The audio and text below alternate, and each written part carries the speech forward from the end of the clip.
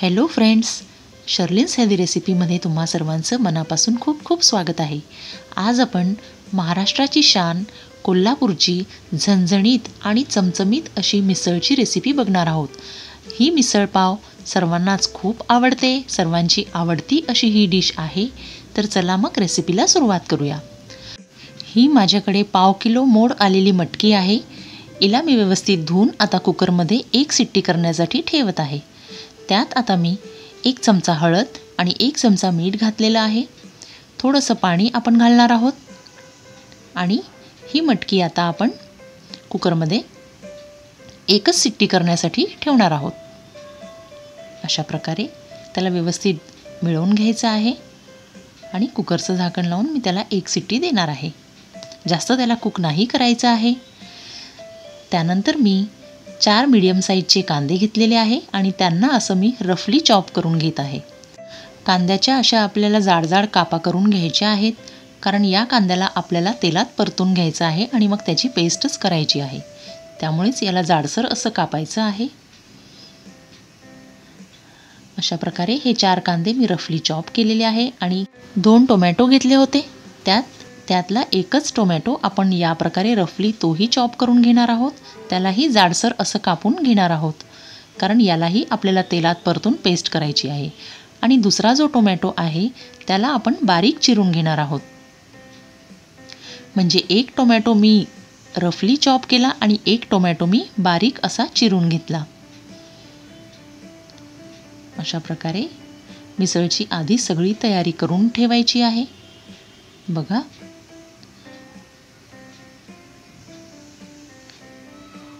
असा टमाटा आपण बारीक कापून घेणार आहोत आणि त्याचबरोबर 2 मीडियम साईजचे आणखीन कांदे घेतलेले आहे आणि त्यांना सुद्धा मी बारीक असं कट करून घेणार आहे। झणझणीत अशी मिसळ आज आपण बनवणार आहोत। कांदे सुद्धा बारीक कापून झालेले आहे। 1 टोमॅटो बारीक चिरलेला आणि 2 कांदे बारीक चिरलेले आणि 1 टोमॅटो जाडसर चिरलेला आणि हे 4 मीडियम साईजचे कांदे जाडसर चिरलेले। आले आणि लसूण अशा प्रकारे मी सोलून घेतलेले आहे। 1 ते 1.5 इंच आलं आणि 4 ते 5 लसणाच्या पाकळ्या। 1 वाटी खोबऱ्याचं खीस घेतलेलं आहे। सुकं खोबरं मी वापरलेलं आहे। त्याचबरोबर 10 ते 12 काळी मिरी आणि 10 ते 12 लवंग आपण घेतलेले आहे। काळे मसाल्यामध्ये हे आपण मसाले वापरलेले आहेत। याने मिसळ आणखीन झणझणीत होणार आहे। आता कढईत 1 चमचाभर मी तेल घातलेलं आहे। त्यात आधी लवंग आणि काळी मिरी आपण तळून घेणार आहोत। लवंग आणि काळी मिरीला फक्त 2च मिनिटं मी असं परतून घेतलेलं आहे। त्यानंतर त्यात मी चिरलेला कांदा हा घालून देणार आहे। चिरलेला कांदा अशा प्रकारे तेलात घालून आपल्याला त्याला व्यवस्थित असं परतून घ्यायचं आहे। त्यातच लगेचच आपण सोललेले लसूण आणि अद्रक जे आपण घेतलं होतं सोललेलं ते सुद्धा घालून देणार आहोत आणि त्याला सुद्धा कांद्यासोबतच परतून घेणार आहोत। त्यानंतर लगेचच मी त्यात खोबरं घातलेलं आहे। सुकं खोबरं हे मी घरातच खिसून घेतलेलं आहे। रेडीमेड खोबऱ्याची पूड मी नाही वापरलेली आहे। त्याला सुद्धा त्यासोबतच व्यवस्थित परतून घ्यायचं आहे। कांदा थोडासा कलर चेंज होईपर्यंत परतायचा आहे आणि मग त्यात टोमॅटो हे घालून द्यायचे आहे। टोमॅटो घालून सुद्धा आपल्याला त्यालाही परतायचं आहे सोबतच।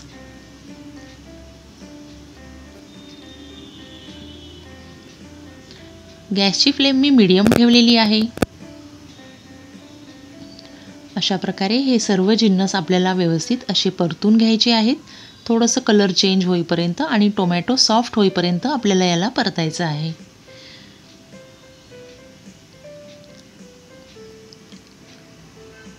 हे परतून झाले की गॅस बंद करून आपल्याला हे पूर्णपणे थंड होऊ द्यायचं आहे। आता मी गॅस बंद केलेला आहे आणि याला मी थोडंसं गार होऊ देणार आहे। थंड झाल्यावर हे मिक्सरच्या पात्रात आपण काढून घेणार आहोत आणि त्याचं वाटण करून घेणार आहोत। आता हे पूर्णपणे गार झालेले आहे। आता मी त्याला एका मिक्सरच्या जारमध्ये शिफ्ट करत आहे।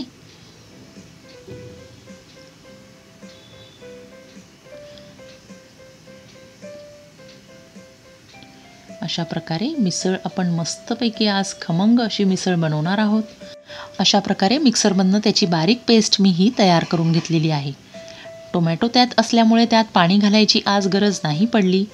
जर गरज पडल्यास तुम्ही अर्धी वाटी पाणी वापरू शकता. आता त्याच कढईत मी 2 मोठे चमचे तेल घालणार आहेत.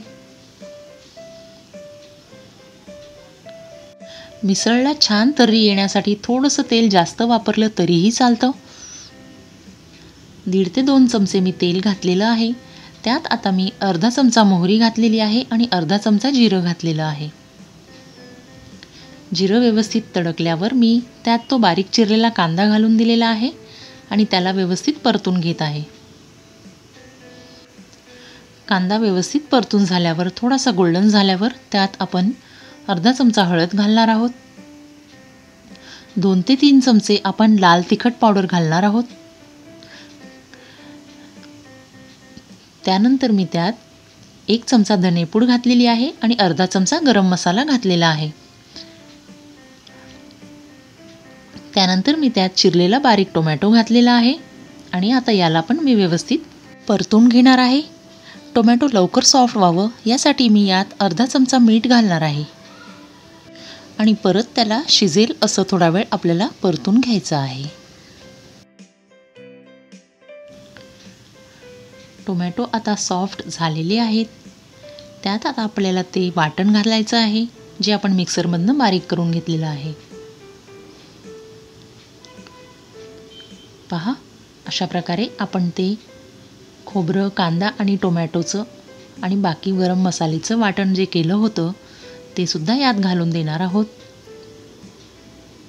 आणि आता याला व्यवस्थित असं परतून घेणार आहोत. जोपर्यंत त्याचं तेल सुटत नाही तोपर्यंत आपण त्याला परतून घेणार आहोत. गॅसची फ्लेम मीडियम टू लो अशी ठेवायची आहे. मसाला आपला छान असा भाजला जातोय. खूप छान सुगंध सुद्धा याला येतोय.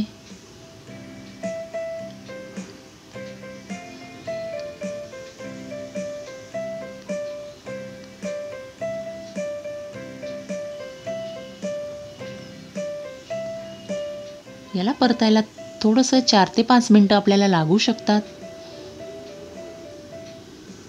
तेल सुटेपर्यंत आपल्याला याला परतून घ्यायचं आहे.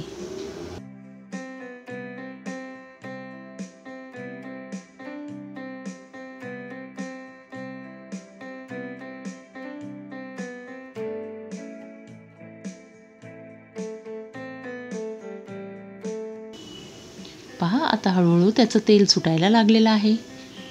म्हणजेच हा मसाला आता व्यवस्थित असा शिजलेला आहे.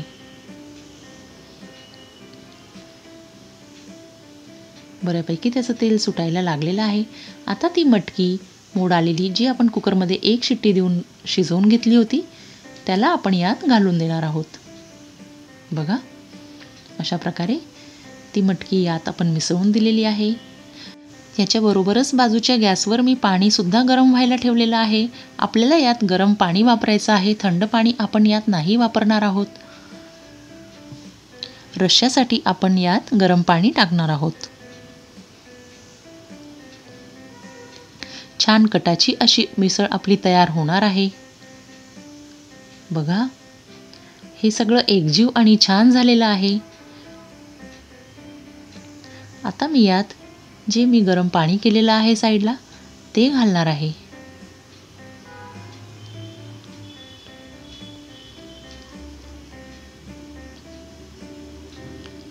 हे पाणी आता आपल्याला यात पूर्णपणे घालून द्यायचं आहे.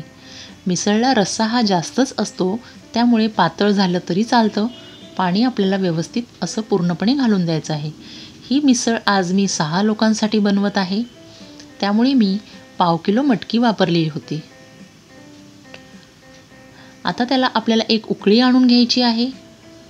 बघा, अशा प्रकारे मस्तपैकी अशी मिसळ उकळलेली आहे आणि छान त्याला फ्लेवर टेक्स्चर सुद्धा आलेला दिसतोय. गॅस आता मी बंद केलेला आहे. थोडंसं शांत झालं की आणखीन याच्यावर तर्री येत असते. तरी मी काश्मीरी लाल मिरची पावडर नाही वापरली. जर ती वापरली असती तर आणखीन लाल कलर आला असता. पण माझ्याकडे रेग्युलर जी घरात मिरची आहे तीच मी वापरलेली आहे. आता त्यात वरून थोडीशी कोथिंबीर आपण घातलेली आहे. मीठ घालायची आपल्याला गरज नाही पडली, कारण आपण मटकी शिजवताना पण त्याच्यात मीठ घातलं होतं आणि टोमॅटो शिजण्यासाठी पण आपण त्यात थोडंसं मीठ घातलं होतं. तुम्ही टेस्ट करून बघू शकता. जर कमी असेल तर थोडंसं मीठ घालू शकता. आता आपण अशा प्रकारे मिसळपाव सर्व करणार आहोत. अशा प्रकारे मिसळ सर्व करताना वाटीत किंवा प्लेटमध्ये आधी तुम्ही शेव घालायची आहे. शेव किंवा फरसाण काहीही तुम्ही वापरू शकता. मिसळ खाण्यासाठी खास मिसळचं फरसाणसुद्धा मार्केटमध्ये मिळतो. तो सुद्धा वापरलं तर मिसळ छानच लागते. पण माझ्याकडे शेव होती म्हणून मी शेवच वापरली. आधी शेव किंवा फरसाण टाकायचं, मग मटकी टाकायची मिसळमधली आणि वरतून असा रस्सा किंवा कट आपल्याला घालायचा आहे. खूप छान अशी मिसळ लागते ही. शेव घालूनसुद्धा मिसळ छानच लागते. पण जर फरसाण असेल तर आणखीनच छान लागते. पण माझ्याकडे शेव अवेलेबल होती, त्यामुळे मी फरसाण आज नाही मागवलं मिसळचं आणि शेवसोबतच मिसळ सर्व केलेली आहे. बघा, अशा प्रकारे मिसळपाव आपण खाऊन बघणार आहोत आज.